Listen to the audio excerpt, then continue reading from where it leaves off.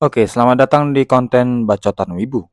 Saya tertarik membahas berita viral akhir-akhir ini yang melibatkan Willy Salim dan juga orang Palembang.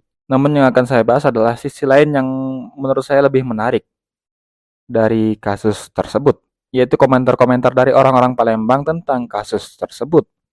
Ya, saya telah men-screenshot beberapa komentar-komentar dari orang yang mengaku sebagai orang Palembang tentang kasus ini, di mana saya sedikit takjub karena mereka lebih mengomentari hal tersebut sebagai sebuah aib ataupun bahkan ada yang menjelaskan hal tersebut dari sisi logis dan sisi teori konspirasinya dibandingkan beberapa kasus yang lain, misalnya seperti kasus Horek di Jawa, di mana beberapa komentar yang saya screenshot, mereka justru membela hal tersebut seperti sebuah ngelesan ataupun seakan membela mati-matian dari kasus apa yang dibahas di dalam konten tersebut, yaitu horek.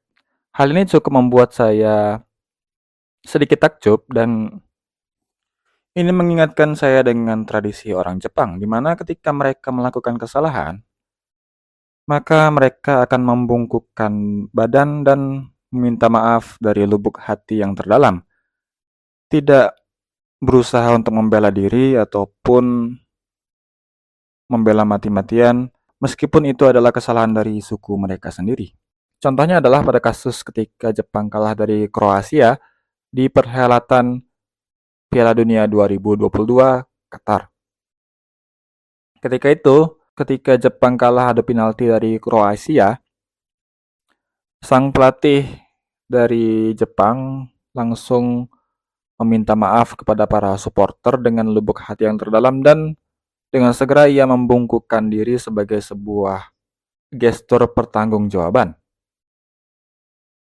Ia tidak mengeles ataupun tidak membela diri, misalnya dia menyalahkan wasit atau menyalahkan pemain-pemainnya mungkin. Dia dengan gentle mengakui diri bahwa itu adalah kesalahan dia sendiri dan meminta maaf serta membungkukkan badan.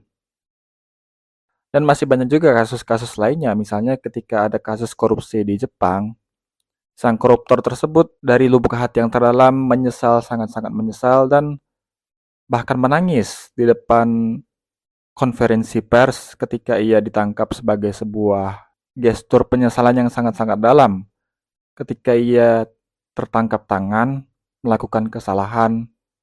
Ya, meskipun ya kita tidak tahu juga apa yang ada di dalam hatinya, namun ini mengindikasikan bahwa di dalam lubuk hati mereka tersebut terdapat jiwa kesatria. Ketika melakukan kesalahan, maka mereka harus dengan tulus meminta maaf atas kesalahan yang mereka perbuat tersebut. Ya, mungkin itu saja sih yang mau saya bahas pada kesempatan kali ini. Tidak ada kesimpulan khusus dan sekedar hanya menyampaikan pengamatan yang saya temukan beberapa hari ini. Ya, mungkin jika kalian ada pendapat lain, bisa kalian tambahkan di kolom komentar. Ataupun jika kalian ingin membantah pengamatan saya, bisa kalian tambahkan komentar kalian